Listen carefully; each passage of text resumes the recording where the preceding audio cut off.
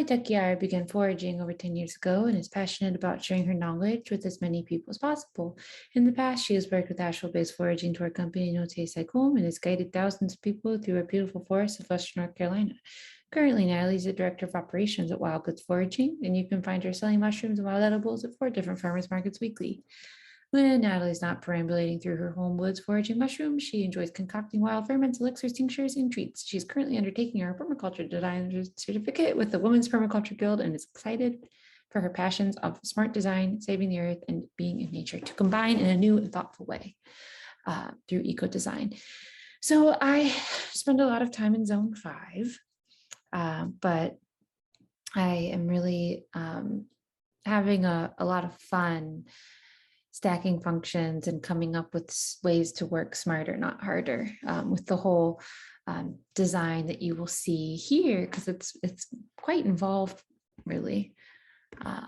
So I am making my main living with the Airbnb work, but also with Wild Goods, my foraging company, where I teach classes and teach people how to identify plants and mushrooms and how to cook them. So it's really great helping people connect back with nature. So the last 3 years, I've resided at 43 Cowan Cove Road. As a renter here, I have had to quell my desire to plant roots and remember that this is a temporary home. We are blessed with economic success, working as property managers for my landlords, yet cursed with the downfalls of renting. My goals are the same as my partner Luke, and together we are using this time in existence at our rental to manifest abundance in our own and save enough to get our own property. In this scenario, we will achieve financial abundance that equates to freedom from renting, experience in hospitality, mushroom cultivation, and business management. The yields are numerous. We have good space to create and grow mushrooms and products to sell at the market, such as black garlic, homegrown mushrooms, smoked mushroom salts, tie-dye, monetary yield for managing and cleaning the on-site Airbnbs. This project is important as it will lead to a more stable and less stressful future, not relying on other people for our well-being and home situation. In North Carolina, it's a 30-day notice. If you could be kicked out at any point, and I've had a little bit of a rocky past with the landlords, and just the son that I deal with is a little greedy, but it's fine. Everything's working out fine for now, but it's definitely not somewhere where it's super comfy. It definitely is like there's definitely going to be a move at some point. This project is important as it will lead to more stable, okay, set that one. This project solves problems for me, my family, and my out-of-state landlords. At this point, I have built the space into a functioning hostel where we host thousands of people each year while limiting our waste as much as possible, producing just a fraction of what a conventional hotel would. So we do, refills on all of the soaps. We use as little plastic as possible. We're always composting. We're always just really trying to reduce as much waste as possible. We don't do single use anything. And it's nice to, it feels good. It feels good when people come into the room and the amount of trash they're leaving with is just this very small amount.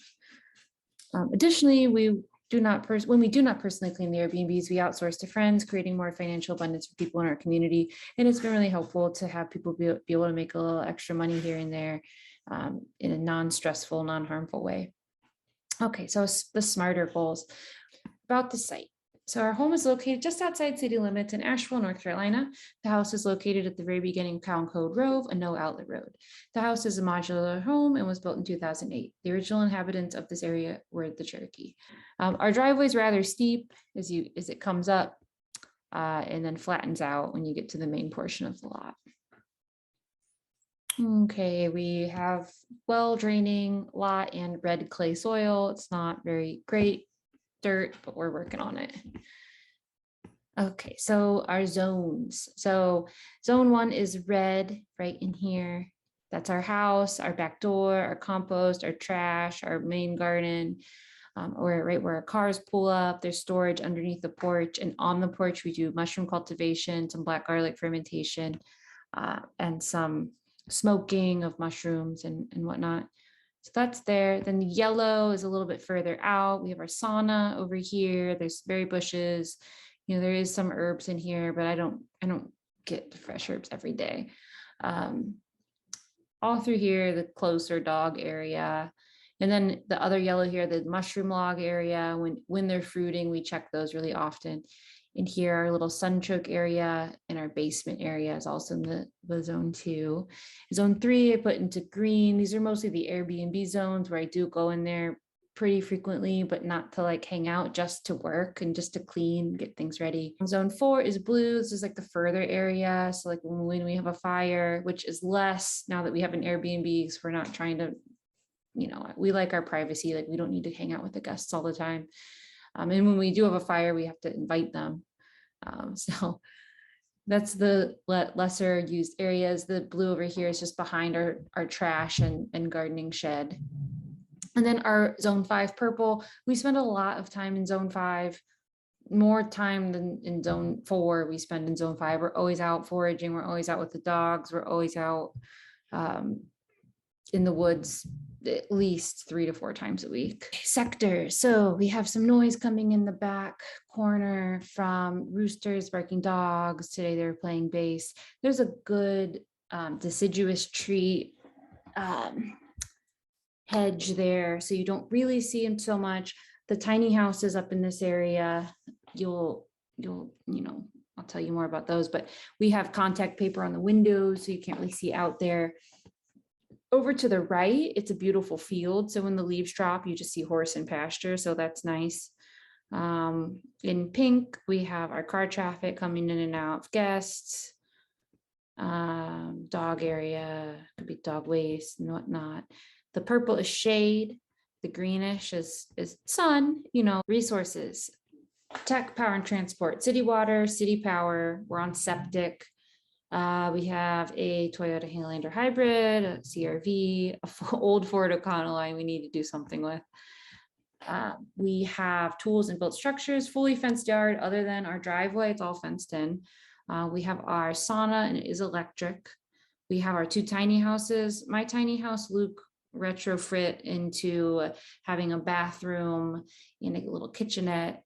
Before I got it, it was just a studio I was using for massage therapy, but I'm no longer practicing. Luke's tiny house he built as his residence, and he lived in it for years, and now we're renting it out. We have our mushroom cultivation tools, pressure cooker, inoculation tools, chainsaw, all that. Okay, plants. I'll let you guys just read those. There's a bunch of different plants. Some are introduced. I've brought most of them here, and I cleared out grass and things just started growing. So I'm always trying to get more things and more diversity growing here. And it's every year there's new and more things, more birds, more animals. It's since I've moved here, there's so much has come. I've been living here for just about 3 years now. So we have blue oyster, shiitake, chicken of the woods, lion's mane, and pink oysters all growing on the property. Oh, and turkey tail. There's oak, holly, cherry, persimmon, pawpaws, and bananas. We're growing the pawpaws. The persimmons just happen to be here, little seedlings, really cute. And we had a little annual garden, but we do a lot of trading at the farmers market, so we don't spend a lot of time on our own garden. Mostly weed garden, Charles Darwin style. Me and Luke live here. There's 2 dogs, Eva and Millie, and 1 cat. Okay, water systems. So the rain barrels on downspouts, it's part of the future plan. An imperfect something is better than a perfect nothing. Our roof is just a tar roof on the house. So I don't know. I need to look up about toxicity and whatnot. Obviously we don't want to water with toxic waste, but I don't know how toxic the regular tar shingles are. I need to look that up. I haven't done anything with rainwater catchment. I've always been in areas with a lot of water, so we haven't focused on that yet, but I definitely want to be collecting that wonderful resource.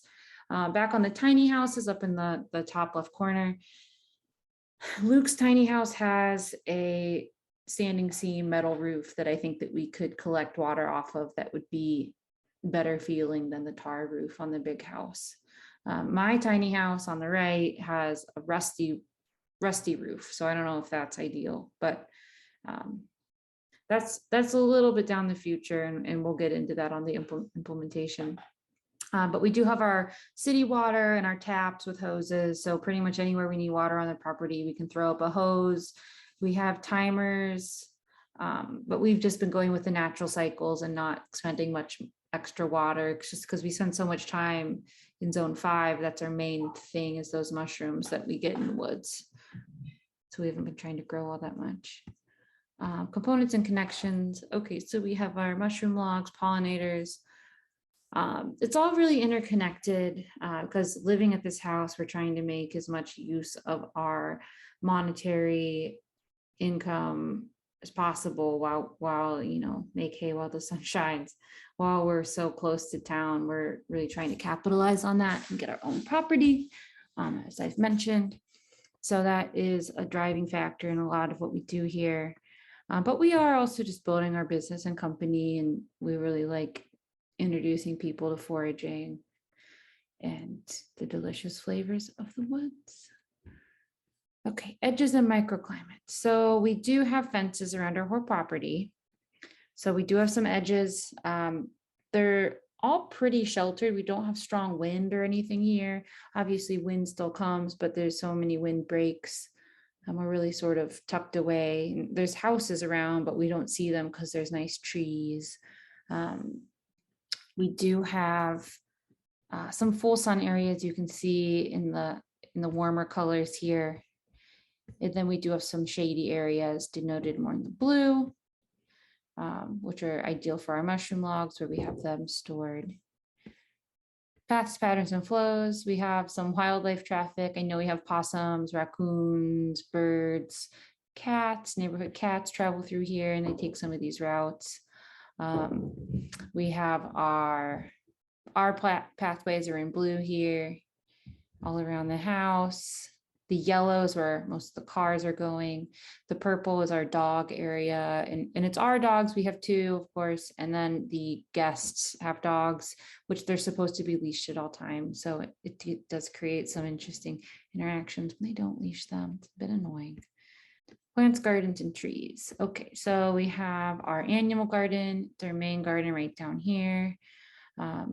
We had a garden over here and we still have plants growing, but there's dogs in this area, so it's not ideal for eating anything from here.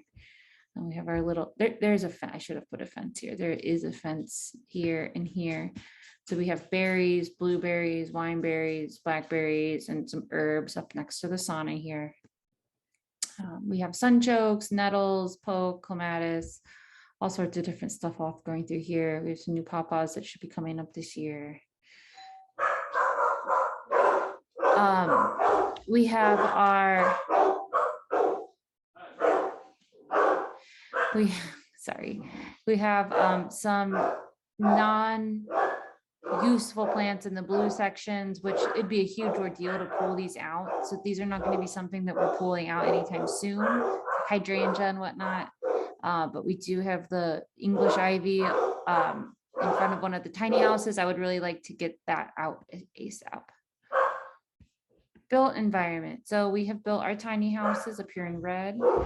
In pink, we have the fences. We have the sauna in blue here. Yeah. Is there anybody going to the tiny house parking right tonight? Yeah, they're the tiny houses are both full.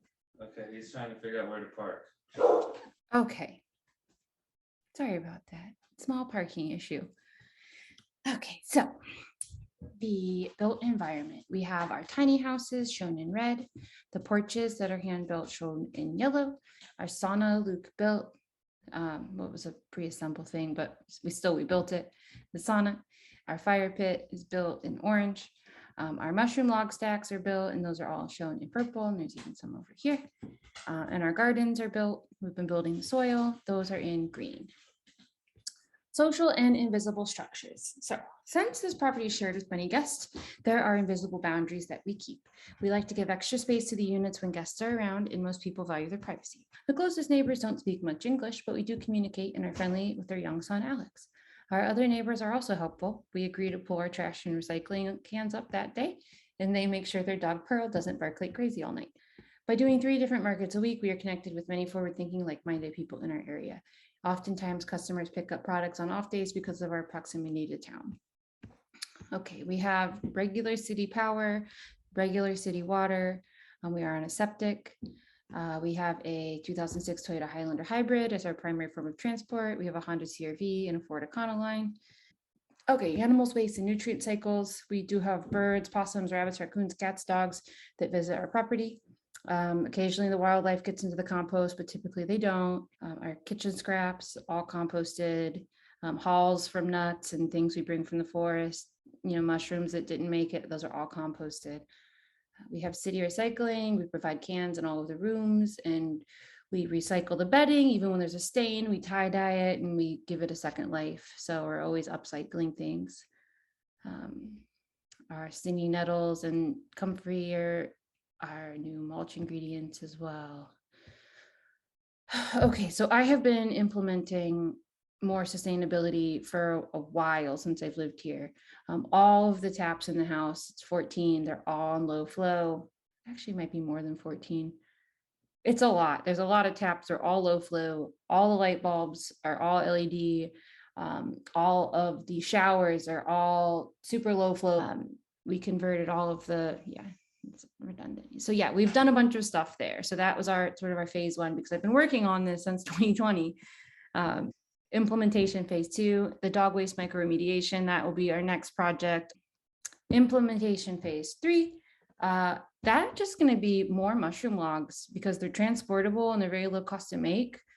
We oftentimes can source wood. If we just spend enough time looking online, we can find free chopped down trees, and we can really do a lot with that. And again, we can take it with us wherever we want, or we could leave it on site and just come harvest from here. When we do an Asheville market, or I think that our landlords would not mind, because before it was a mushroom farm here, it wasn't really much of anything. And I think that people, and my landlords in particular, see the value in our low tech, low cost garden maintenance that is actually helping with the environment. So that's cool that they see that. They're kind of just cheap, but being cheap, they don't have to pay for the lawn care, and they like that. Implementation timeline and task list, the rain barrel system next year. Continue to reduce waste in new and innovative ways. Any way we can to save plastic out of the landfill, we do. Maintenance plan, trash down every Sunday night, recycling every other week. We weed eat, we mulch, we clean the sauna, we clean the yard. I do need to make sure that I stay on top of the business side of things and give myself enough time, not running around the woods, so I can not get stressed out by putting off all of my tasks on my computer like I love to do, such as this course. And yeah, overall, I feel like I have a lot to learn still, but I really think that I have a good base.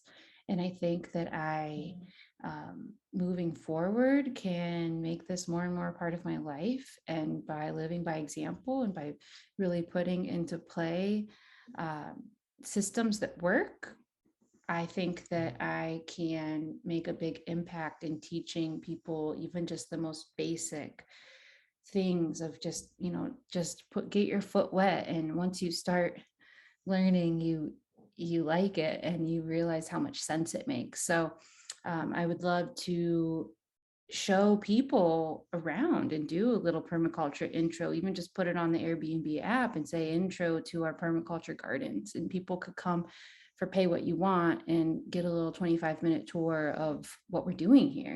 Even just the guests that come and stay. And I'm constantly showing them, hey, look, my mushrooms are fruiting, or, oh, look, this is nettle, or, oh, you could make tea with this goldenrod. I'm always trying to teach. And I think that with permaculture, it's just another tool that I could use to inspire people and to help people care more about the environment and feel empowered to make a change and empowered to actually do something. You see the world is dying and struggling. Well, what are you doing to actually help? With permaculture, it gives you some skills to feel like you are able to create change. So lasting change. So thank you for the opportunity to learn, and thank you for the second chance opportunity to give it a go. And let me know if we need, or if I need to make another video or do anything more in depth, because I'm happy to add more more time and more slides to my presentation. I honestly have just been trying to get it done. Heck, there are a bunch of acorns and hickories falling that I really want to go and get before the squirrels. So I'm just trying to get this done because it is fall harvest and I am so happy. It's my favorite season. So thank you so much again. And I hope to be active on the website. You know, I've really enjoyed taking time out of my schedule to put this all together, and I'm grateful for the opportunity. So thank you.